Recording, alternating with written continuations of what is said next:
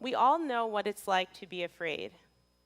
In 2015, when I would travel to different places around the world competing for Team USA, I would find myself, like most athletes, nervous, but my nervousness and my anxiety would manifest itself into this debilitating fatigue. I would get on the fencing strip and feel really, really tired. Imagine having to compete when really all you want to do is take a nap. To say the least, it didn't go over too well. In 2015, when the Olympic qualifiers began, I had a decision to make. I could allow the negativity and the different obstacles that had been placed in front of me to affect me, but I chose happiness. But how did I get here? I didn't always imagine myself going to the Olympics. It wasn't until after I graduated from college that I even began to compete internationally. I remember never thinking about the Olympic Games as a kid. And if you would have told me as a kid I would go on to become the first Muslim woman to represent the United States and come home with an Olympic medal, I probably would have called you crazy. I grew up in Maplewood, New Jersey. I'm a half an hour outside of New York City. My mom's school teacher, my dad's police officer.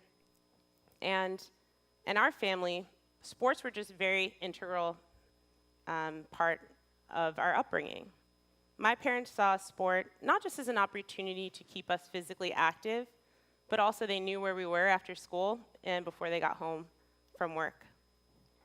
We weren't really given the option of whether or not we would play sport, but rather which sport we would play.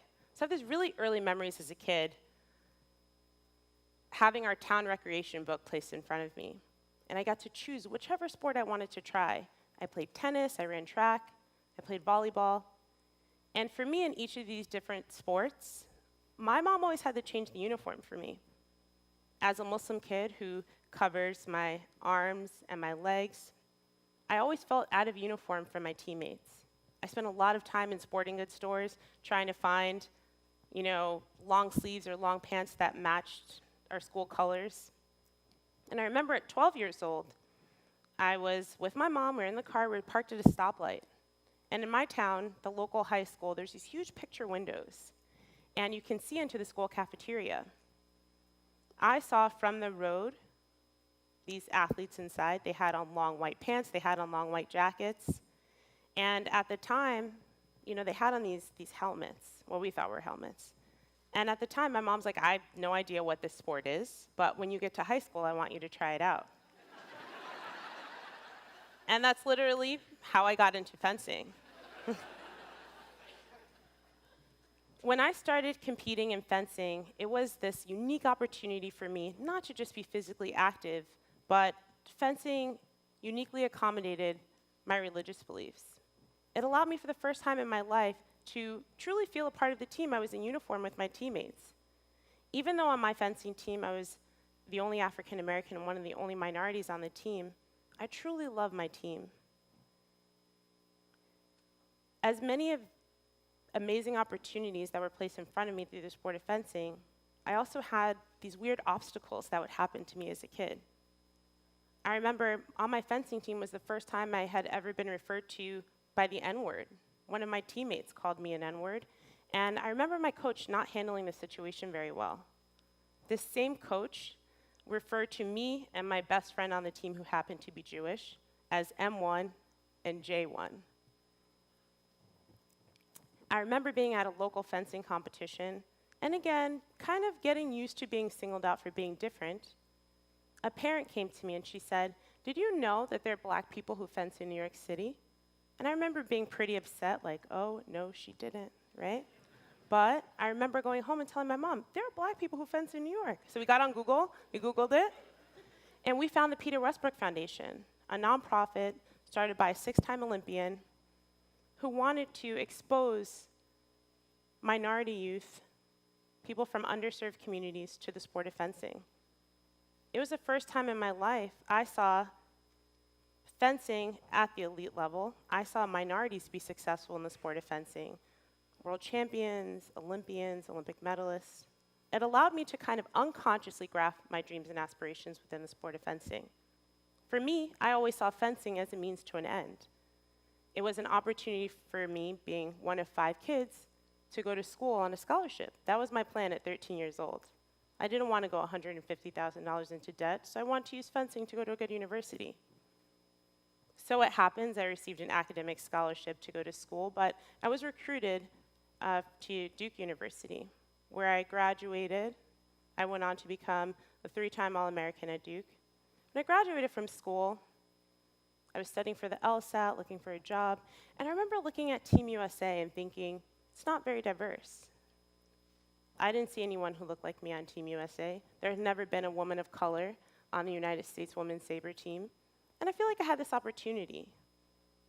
Even though I had never been to an international competition, I had a really abysmal national ranking, no international ranking. It's kind of a shot in the dark to qualify for a US team, but I took the opportunity.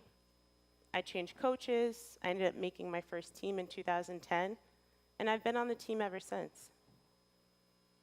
In the Muslim community, it's kind of cool because being one of the only Muslim women involved in sport at the elite level, I've always been referred to as an Olympian. And I remember I was at an event in 2012, right after the 2012 Olympics, and a little girl came to me, and she was asking for an autograph and for a photo. And she referred to me as an Olympian. She said, are you the Muslim Olympic fencer? And before I could tell her that I wasn't an Olympian, I remember my friend saying, she's not an Olympian. Don't worry, this girl's not a friend anymore.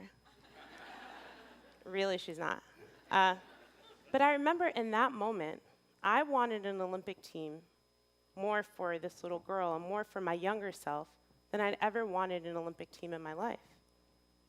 I wanted to change the narrative for Muslim girls, for Muslims in general, for African Americans, for minorities, for anyone who had ever been told no, who never felt represented in a particular space, who didn't feel like they were welcome in a particular space.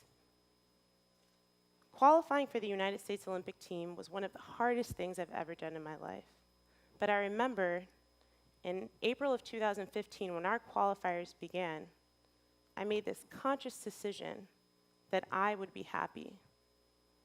I wouldn't allow any of the negative things I would hear.